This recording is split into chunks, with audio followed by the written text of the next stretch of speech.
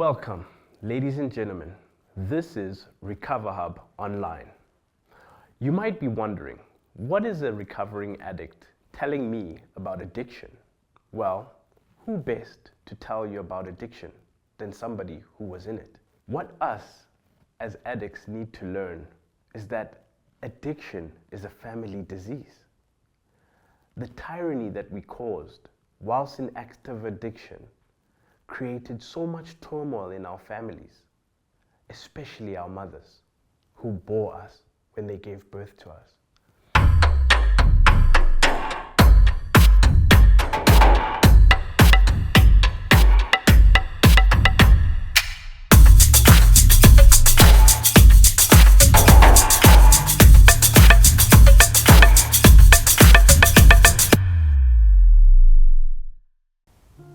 I'm from Zimbabwe, in Bulawayo. I'm staying in Braamfontein with my kids. So, thank you so much for taking the time out of your busy schedule to be with us here today. Okay. Give us a little bit of background in regards to the journey that you've taken coming from Zimbabwe to South Africa. Okay, I came in South Africa in 1996 to work for my family. But unfortunately, all my parents, they passed away. So I'm just with my aunties and uncles, but we are not close to each other because of family things. Family dynamics. Yeah. It sounds like you have a deep affinity and love for abantwana. Let me know why. You know, like, I've seen some of the kids that they have been raised with stepmothers. So I didn't like my first sister passed away and she left one kid. I fought for that kid in court. I won that kid, and she was doing grade 7 in Zimbabwe. I took her this side. She started grade 8 here. Now she's a big girl, she's married with 2 kids. And my other sister passed away in 2020, COVID. She left us. That child was, I think he was 12 years and 1 year, 8 months. My brother took the big one and me, I took the small one. But she is now 6 years. So I didn't want my sister's kids to live the life that they'll be suffering. So that's why I took care of them. You know, in my journey throughout life, what I've realized is that there's never something you want to do for someone else that you've never experienced. So I think you're giving me the sense that your affinity or your love and care towards children is based on maybe a care you didn't get. Would I be correct in saying that? No, me, I was raised with my both parents. The way they raised me, I was raised in a good way. So that's why I didn't want my sister's kids to be away with me. I see, I see. So you grew up with love, so you know love. Okay, and then let us get a bit of background into when you started having children of your own. My firstborn was in 1992. I was married since 1992 to 2000. And then from there, the time when I divorced my husband, I was pregnant for Sibusiso. And I didn't even know that I was pregnant until I was 8 months old. And then I was having a stress period, and I was even telling myself that I'm okay. And even my tummy was flat. And I was hearing something moving in my tummy, but I didn't know that I was carrying a child. Then that's the time when I was very, very sick. I went to the doctor, they put me on scan. Then I found myself that I was 8 weeks, 36 weeks, 6 days pregnant. So that's already close to delivery. Yeah. That's why I called him Sibusiso, because it was my blessing. And I didn't even know that that blessing will end up disappointing me. So when you say stress period, take us a little bit deeper into what stresses were you facing at the time? After my divorce. So Sibusiso's father, was he abusive, or No, he was was not. just... He was not. It was just a small argument. And then we separated at the same time. Okay. So let's go deeper into what you said, where you said you didn't know that he would be such a disappointment. What happened? Okay. The time when I was from 2006 to 2011, I was working in a shop. Where I was working, I was having a nice job, and I was earning a nice money. I was having all the cash that everyone was having. So even in the house, you'll find me maybe with 20,000. I didn't even know that Sibusiso was in mind of stealing, because I was even sending him with my card. Go buy this with the card, go pay this with my card. Then when 2014, I was very sick. I was hospitalized for 2 months. They've done an operation. Sibusiso was a child that was not playing outside. He was always indoors. Then the time when I was in hospital, 2014, that's the time, he was 13 years. That's the time when he started playing outside. Then I was in hospital for 2 months. The time when I came out from hospital, that's the time when Sibusiso started playing outside. And he was even not going to school because I was not affording school fees for him. Then I changed him from Basa School to Parktown Boys. The time when I changed him to Parktown Boys, that's the time when we started losing some small cash. Then I was even asking myself, maybe it's me who forget that maybe I put money there or what.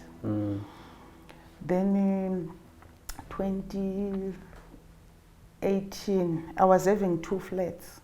I was having a big flat where I was putting tenants, and then I was having extra cash, which I was surviving with that extra cash, because I was sick for a long time after the operation. So I was not working, I was not doing anything. I ended up selling my car, selling my big screen. So I was struggling that time. So I collected my money for rent, and my rent was almost 9 point something. And then I was getting like 1.8 difference that I was using to pay my flat.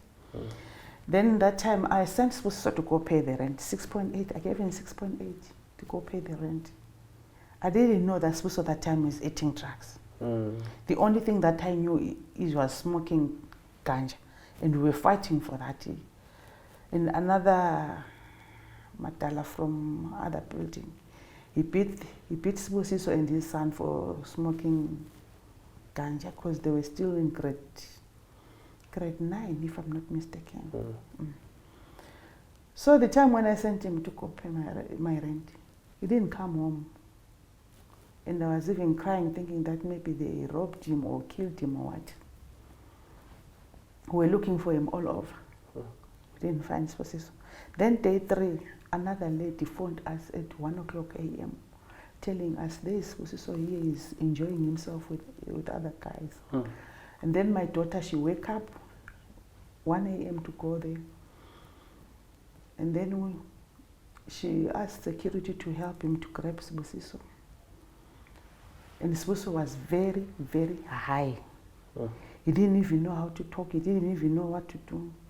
Then the security, they came with the security to my flat.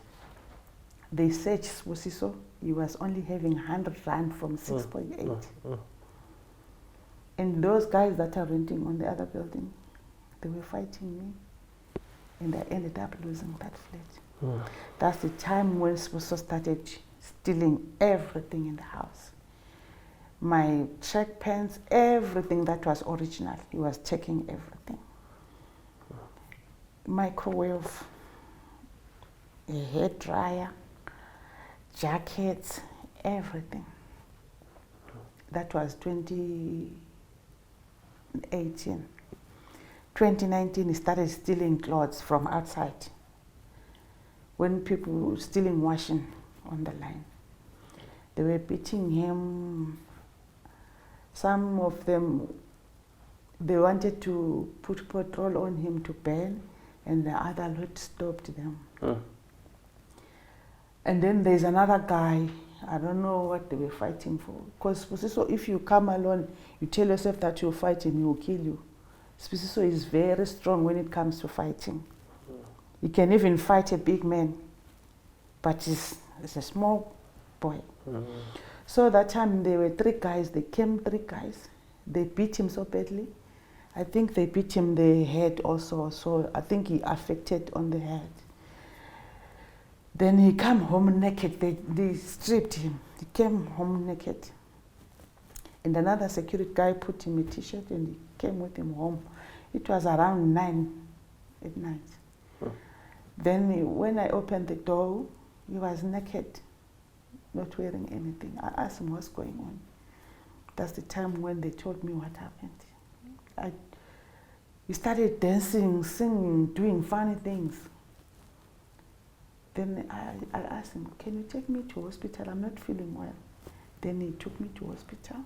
When I was in hospital, I just told the doctor that I'm not the one who's sick, it's the one who's sick is mate. Then the doctor said, oh, okay, it's fine. Then they left him sitting there. So he was thinking that they are helping me. They phoned the ambulance, we took him to hospital. And then that's the time when the COVID was starting. So we're not even allowed to see him because they took him to Johannesburg Hospital. After that, they transferred him to Tara Hospital. He was there for almost 7 weeks.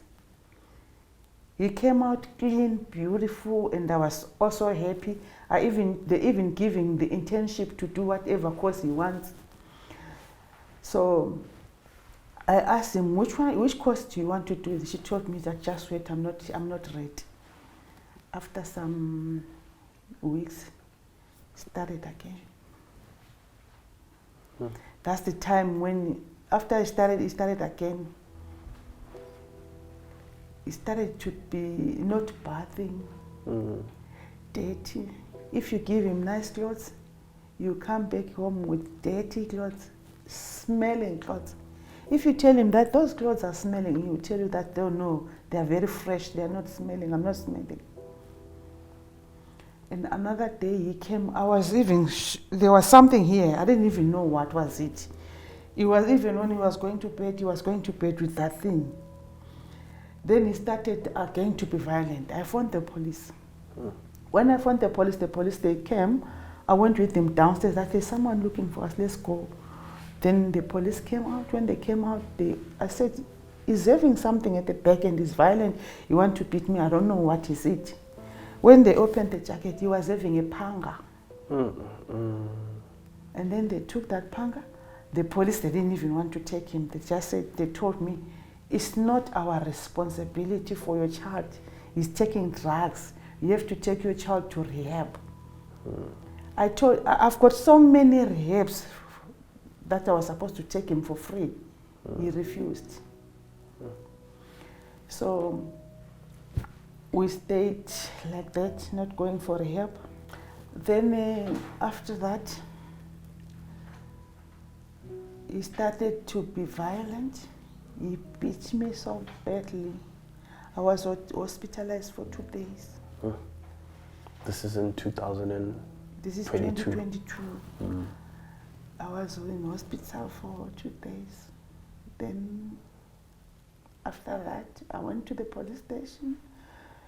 When I came out from hospital, I went to the police station to open the case. The lady that I found there, the way she treated me, I was even thinking of killing myself. This was the police officer? The lady, and it was a lady. Constable? I don't know, I didn't even see whether she was a constable or what. Because the way she was shouting at me, like I'm the one Miss was also to be on drugs. She was even telling me that it's your son. There's nothing that you can do. You know, the only thing that makes me to help, I ended up telling them that, okay, it's fine. Thank you so much for what you said to me. I'm going to call my family and tell my family that I'm from police station. They didn't even want to help me. So now I'll tell them if I die, it's because of the police officers that didn't want to help me. That's the time when they took action. They started helping me.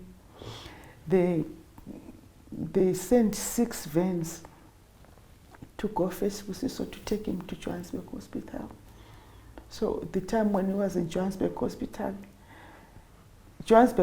was keeping him for almost maybe a month. But if I take him to Helen Joseph was keeping him for 4 months. He will come out clean, everything. And then, I forgot to say, my sister passed away 2020 because of COVID. And she left a 1 year, 8 months child, and that was a girl. Sibusiso didn't want to see that child near him. He was even holding the child like this and throw him on the floor. So I ended up taking that child to Cape Town to my brother early this year, January. I'm so sorry that you've experienced what you've experienced, Ma.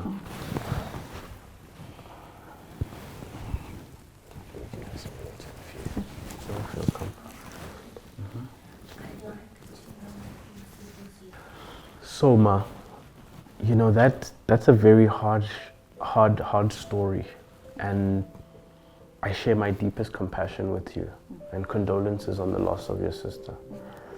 Ma, give us a little bit of background on who Sibusiso was before he turned into this monster.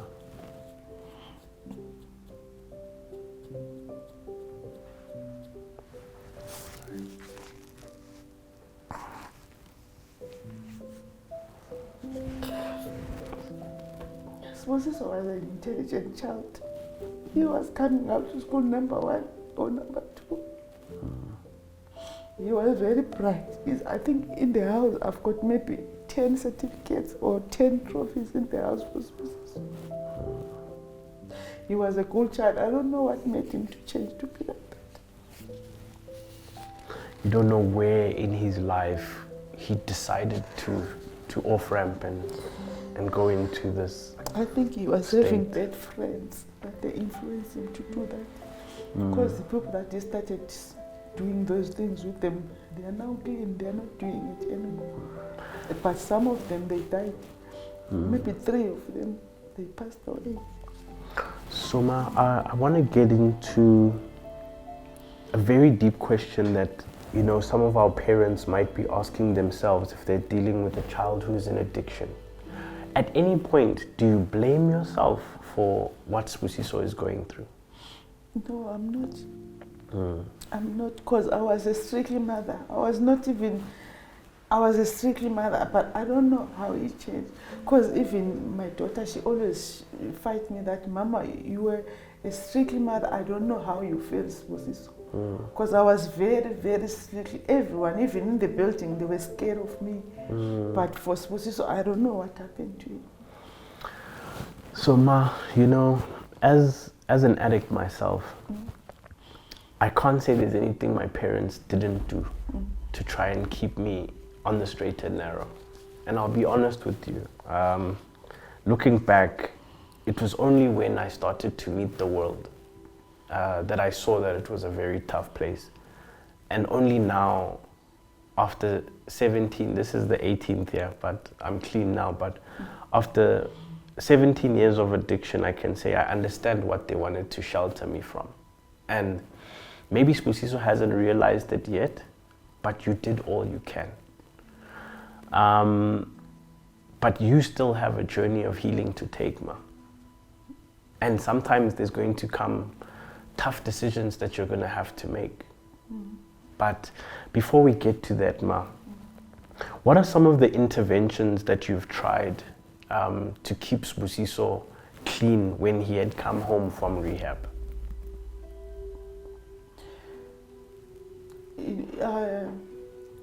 Before I was not working in that shop. I was working in Newville.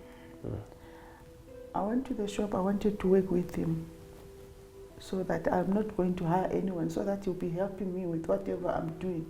Then I'll be giving him whatever I'm giving. So he came first day, second day, third day. He ran away. I even tried to take him to church. I tried to make him sell some of, my brother in Cape Town was sending like some clothes, those jackets, He ended up selling, I don't know whether he sold them or what he did, because he didn't come with the money. Or he was giving them away or was exchanging for drugs, I don't know. And Ma, you know, as you're explaining this, I keep going back to that statement where you said you used to have a very flourishing life. And it seems like they became this challenge after you got sick. Did Sibusiso ever try and step up and maybe play the role of his father in the house? He was still young by then. But where's his father in all of this? I don't know. So you had to do all of this alone, Ma? The social workers, they phoned him. The police, they phoned him. He doesn't want to help me. Is he still alive? He is, sir. And at no point has he played a role in Sibusiso's life? No. I hear you, Ma. So recently you've tried to take Sibusiso to rehab, and you got to the rehab at Solomon Sticks Morero, where I was also in treatment. What happened there?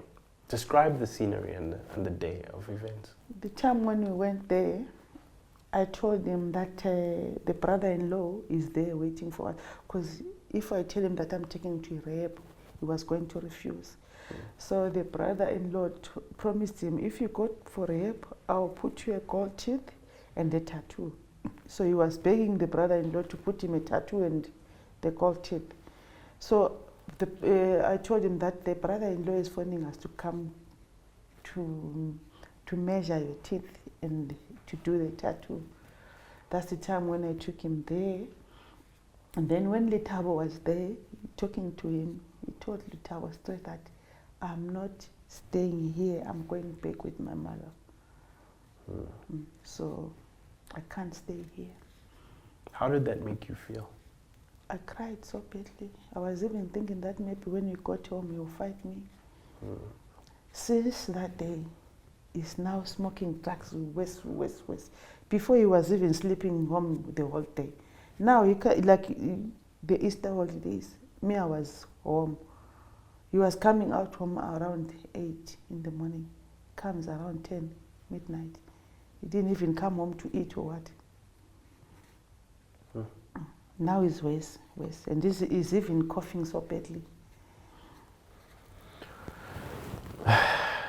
The other day, Ma, you watched an interview with a mother who is called Ellen Pakis, who experienced something similar to yours. How did it feel seeing the extent that somebody could be driven or forced to take action to protect herself? How did it feel watching that story? That story made me cry, because I also wanted to do the same thing, but me, I was not going to hang him up. Me, I wanted to poison him and kill him same time, but guilty conscious. So I just told myself, if I kill him, I'll be guilty the rest of my life. But the only thing that I was wishing to do is like when he goes out, they beat him and kill him and die, not on my hands. That's what I was wishing. You know, Ma, I commend you for the strength that you're showing in this conversation where you're being honest. And I'm sure there could have been countless times my parents felt the same. This is something which is very common amongst us addicts. As we were in treatment, many a times when we were having conversations, there were many people who discussed some of the things that they have done to traumatize their families. I can give you one experience of my own where I even went to a sangoma. This was before I was heavily in addiction. But before I got really deep into addiction, I won't mention who did it, but somebody took me to a sangoma, Inyanga actually, to go and bewitch my mother. Because I was so angry, I felt that she abandoned us and I wanted my mother dead. And this person had convinced me that even my uncle didn't want me in the family, which is why I have a different surname from my family. I didn't want anything to do with them. And I continued to journey through life with this deep hate and disdain towards my mother's family, my maternal family. So I can understand how you feel, Ma, because I've been in that place. I've been in that dark place. But what I can tell you right now, undeniably so, Sibusiso that you gave birth to is no longer there. And the unfortunate thing is that life needs to deal with Sibusiso where he is. You cannot do anything outside of what God needs you to do now, which is heal. God requires you to heal. And it says that whatever faith you subscribe to, Ma, that in prayer and supplication, if you go to God with a contrite spirit, He will meet you where you are. But what I want to say as a recovering addict, Ma, statistics show that only 3% of people who receive treatment in addiction make it past their first year clean. So meaning if Sibusiso is in a pool of 100 people, that is about between 5 and 7 people who most likely will not go back to using. And by not using, I mean this is everything from cigarettes, alcohol, energy drinks, you know, let alone the drugs. But it starts with a serious need and desire to want to stop, for somebody to stop. If you take him to rehab and you have to bribe him, you've got a between 40 to 60% chance of him going to relapse the first day. This is what statistics have shown. And what I can share with you, Ma, is that you've done everything you possibly can. Now you need to redirect that and focus on yourself, because you still have a full life to live. And just because Sibusiso is demonstrating these antics doesn't mean that you have failed him. If anything, Ma, you need to get your own life back. And the only way you can do that is by letting him go. So what we will do as RecoverHUB is our plan of action will be to find out how we can do a Section 33. Are you aware of what a Section 33 is? Yes, I know. Just describe your knowledge about it. Okay, the social worker last time told me that Section 33 is whereby when Sibusiso doesn't want to go for rehab, they take him by force. So it's a forced admission for treatment. It's a mental illness clause in our constitution that assists people whereby their life might be in danger. So there are particular grounds that need to be demonstrated before somebody can have a Section 33 issued. And we are currently in conversations with some law enforcement to be able to give you and grant you that Section 33 for him to be admitted. So there's only a few rehabs in the country that take people with Section 33s. And I won't mention any of the institutions based on anonymity, because I'm also part of a fellowship that requires us to be anonymous. However, Ma, what I can say or suggest is that you need to seek counseling, Ma, on your own personal accord. Have you ever gone through therapy? Have you ever gone to see a healthcare professional? Last time when I was taking him to hospital, he was fighting the doctors, nurses.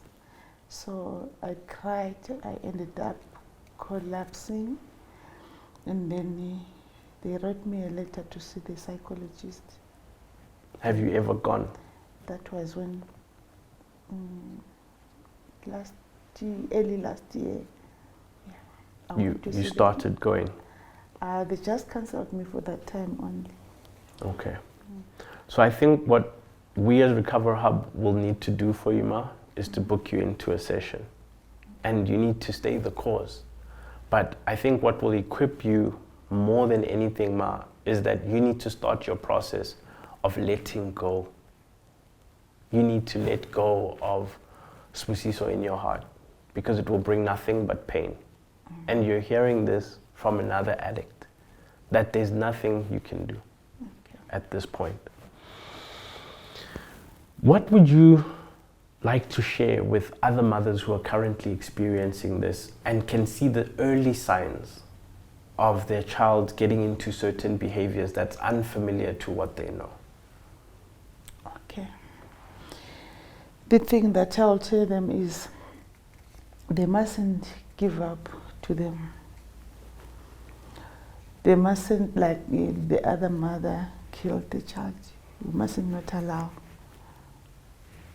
that pressure to do it. So we have to give to, can I say it in vernacular? Absolutely, ma. Okay. Into engizoyicela ukuthi laba abanye abamama abalabantwana abangama-addict bangabalahleli izandla, babasize. Like mina, sometimes my uyathatha medication, I go with them. But nowadays angihambi naye, he's going alone. Because they even know him. When he comes, they just help him fast. Because ma bangayenza uba fast, uyaphuma uyahamba. So the parents must be with their child every time. They must give them food. I know they eat too much food. Because like me, I don't keep food in the house. I just come to the shop. Because if I keep food in the house, like if I buy grocery, let's say 1,000 rand grocery, within 2 days everything will be finished. Because he's abusing food. He's not eating, he's abusing. So we have to help our child. But let's go a little bit deeper into how do we identify certain things before we see there's trouble. So you mentioned that, you know, you started to feel like you had misplaced money, whereby he was actually stealing it. So how do we start to identify these little things that are happening in the household before we create intervention, so that we don't do it when it's too late? Like me, some of the things I noticed them later, like the jewelry. All my jewelry, like I was having a jewelry for 4,000. Firstly, he took the watch. And then I was looking for it all over. Next thing, the bracelet was gone. So now, like if you have got a space where you can put all your things and lock them up, for them to be safe. Like me, my furniture, I think I have to change everything. Because like the wardrobe, if you lock, you break. The windows, you break. Everything is broken in my house. So I just wish for him to go for a long time. Maybe I can fix those things back to normal. And you still stay with your other children? And now I've got a small boy, the other boy, the 12-year-old one. The small one, I took him to Cape Town. But they always fight, because January he went to visit his father. Then when he came back, there was nothing. He took everything, all the clothes. Doesn't have anything. So I was supposed to buy new clothes again. And in that, I would suggest also, you don't do the counseling alone.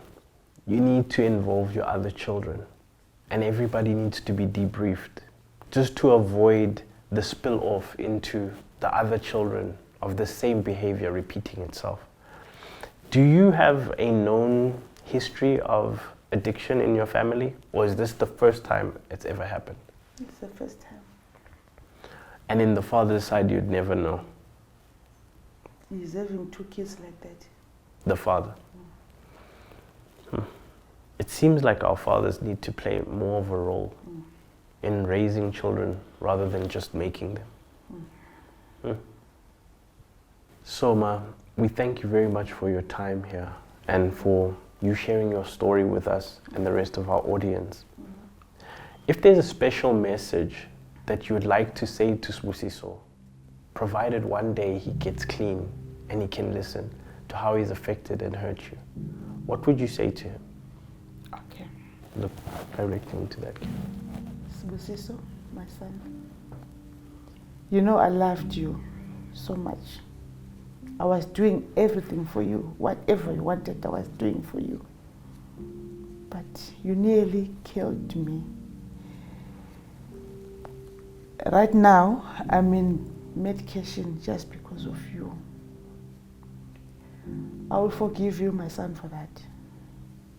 But you must know that I still love you as my son. I wish God can change your life.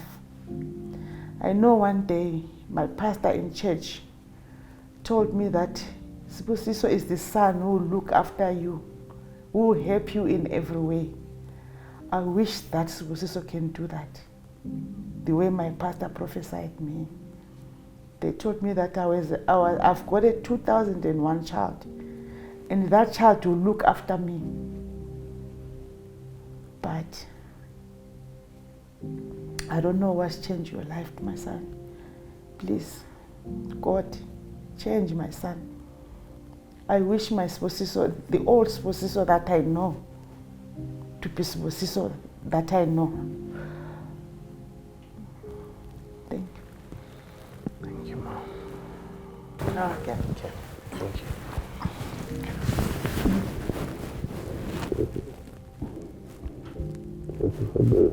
Okay.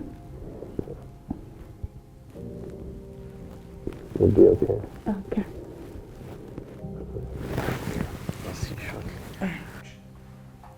That brings us to the end of our conversation with Mom Tryphina Dube. I've learned so much of how I had affected my family whilst I was in active addiction. And it's not nice being on the other side. I pray that God helps her, and I pray that God, most importantly, finds Sibusiso. If you find yourself in this kind of situation, please understand that there is help. Please reach out to the healthcare professionals and they'll guide you along the way.